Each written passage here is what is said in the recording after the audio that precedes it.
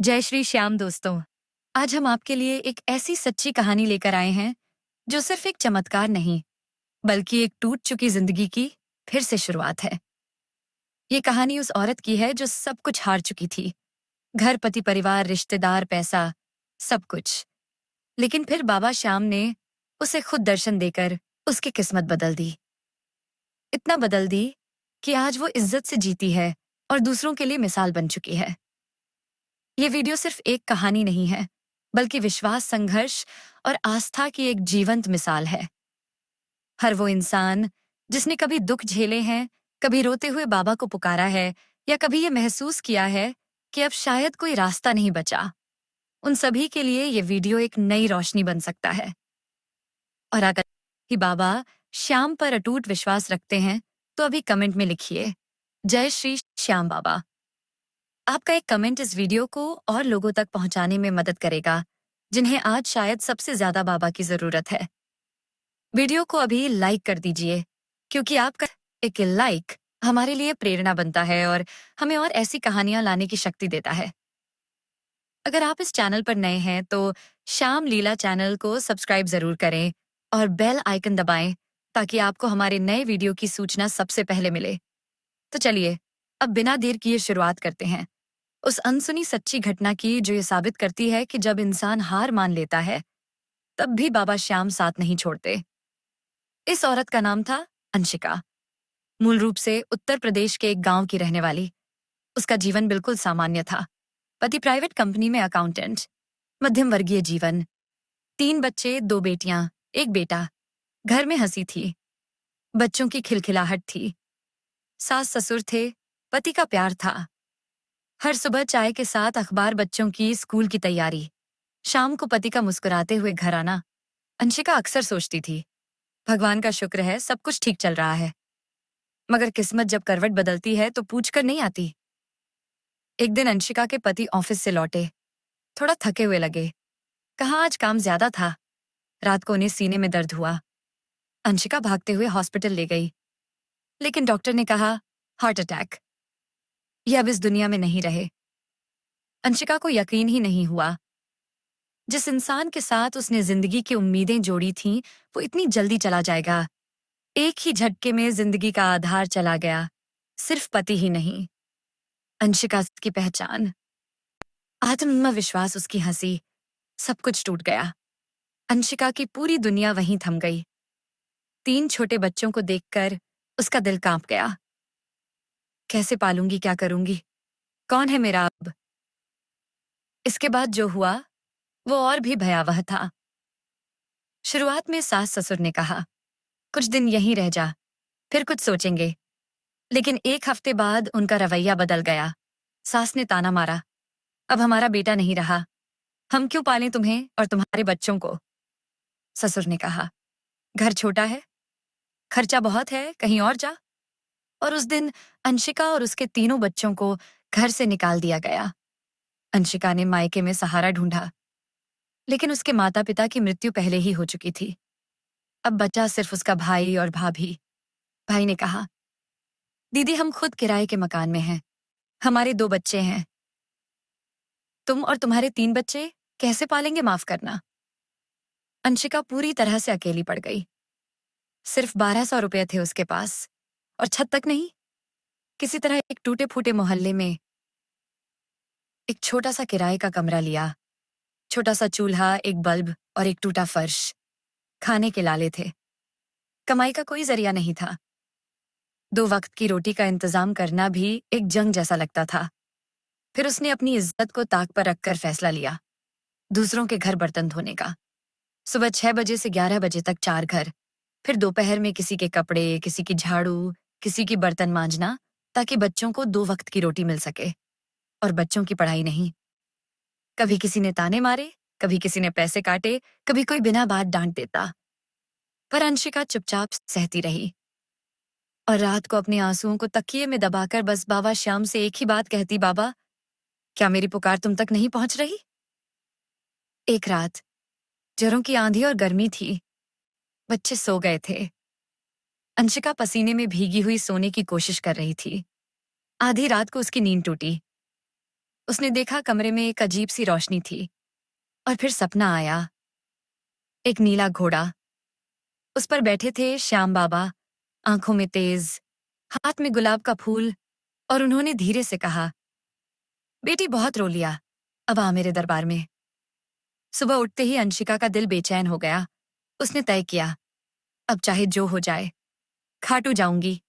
अपने गहने बेचे, कुछ पुरानी चीजें, कुल 450 रुपया इकट्ठे हुए। बच्चों को पड़ोस की आंटी के पास छोड़ा और चल पड़ी अकेली नंगे पांव श्याम के नाम पर, रिंग से खाटू।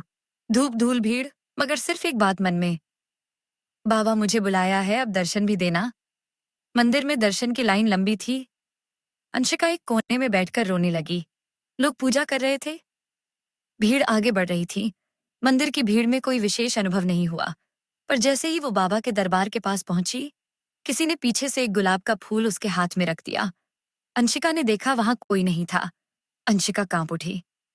यह वही फूल था जिसका सपना उसने देखा था। वो वहीं फर्श पर गिर पड़ी। बाबा मुझे दर्शन मिल गए। उसने बाबा के चरणों में वो फूल चढ़ाया और मन ही मन बोली, अब सब कुछ आपके हवाले बाबा।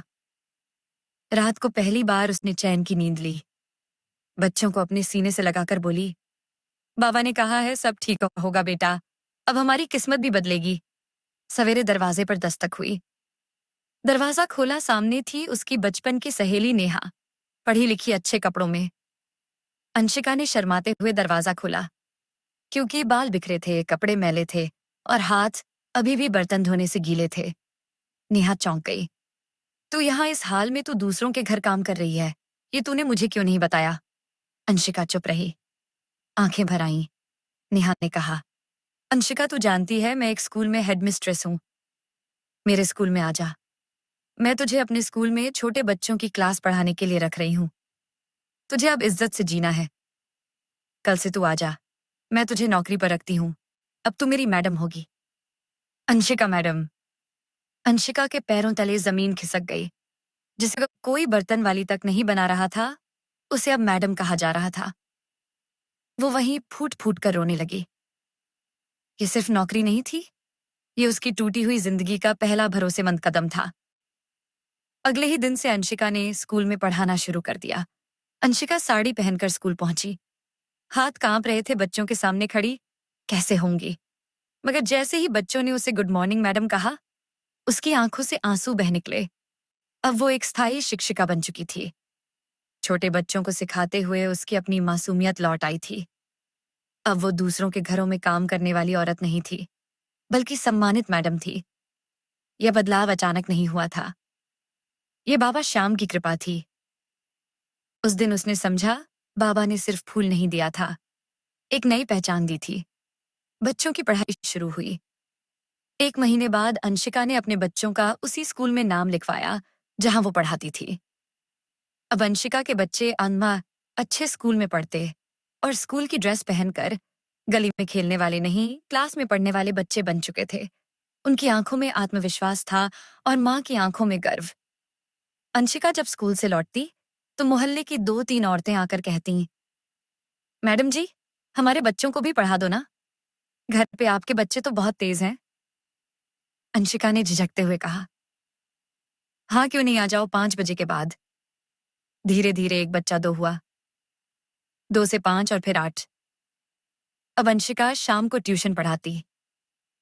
जैसे जैसे अंशिका ने स्कूल में पढ़ाना शुरू किया और शाम को ट्यूशन लेने लगी, वैसे वैसे उसकी जिंदगी में बदलाव अपने आप आने लगे।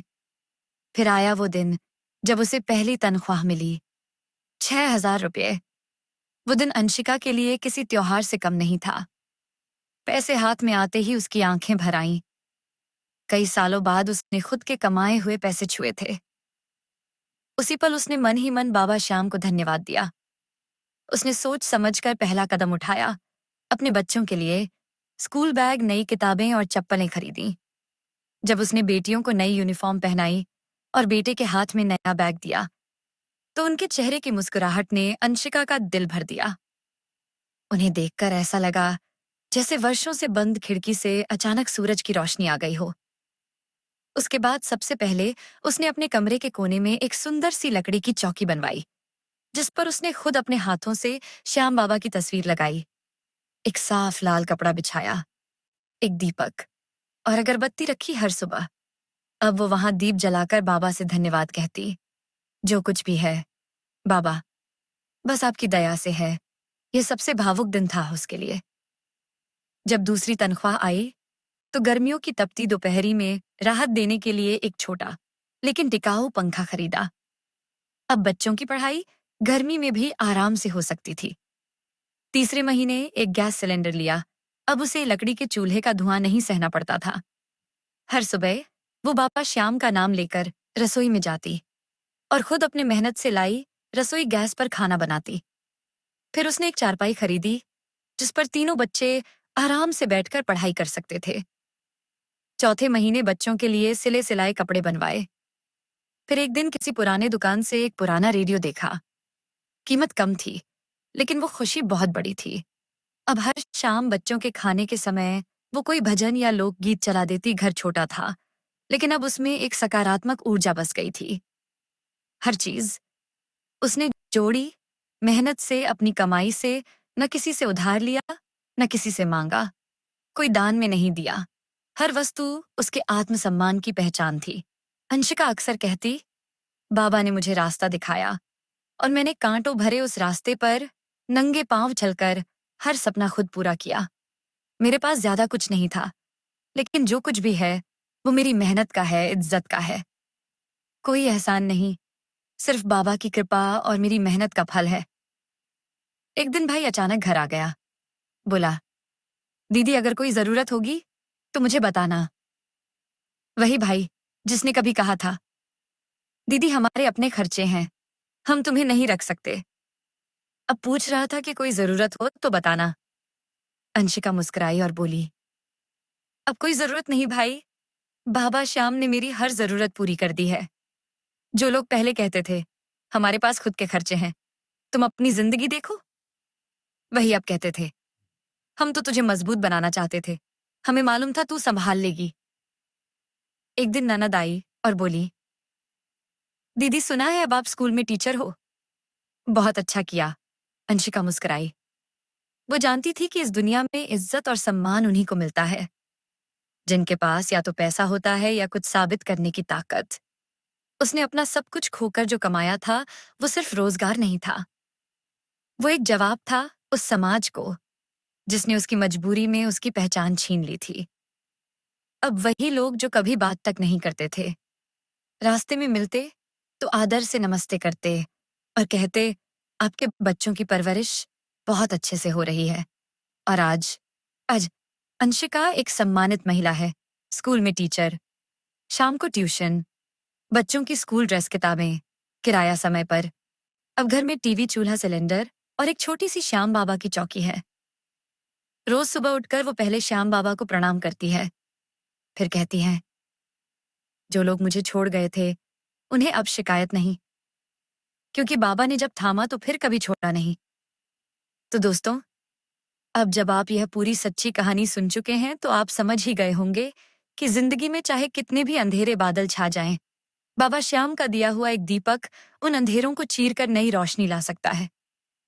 अंशिका की तरह न जाने कितने लोग हैं जो आज टूट चुके हैं, बिखर चुके हैं, हार चुके हैं, लेकिन अगर दिल में सच्चा विश्वास हो और आंसुओं में सच्ची पुकार हो तो बाबा जरूर सुनते हैं। हमारे चैनल श्याम लीला पर हम हर सप्ताह ऐसी ही सच्ची कहानियां लाते हैं जो न सिर्फ आपके जीवन को छू जाती हैं, बल्कि आपके भीतर एक नई ऊर्जा भर देती हैं। अगर आप इस वीडियो को यहाँ तक देखकर भावुक हो गए हैं, अगर आपको भी कभी ऐसा लगा है कि जिंदगी बहुत कठिन है और बाबा से आपने भी मन ही मन कुछ मांगा है, तो कृपया इस वीडियो को अभी लाइक कर दीजिए।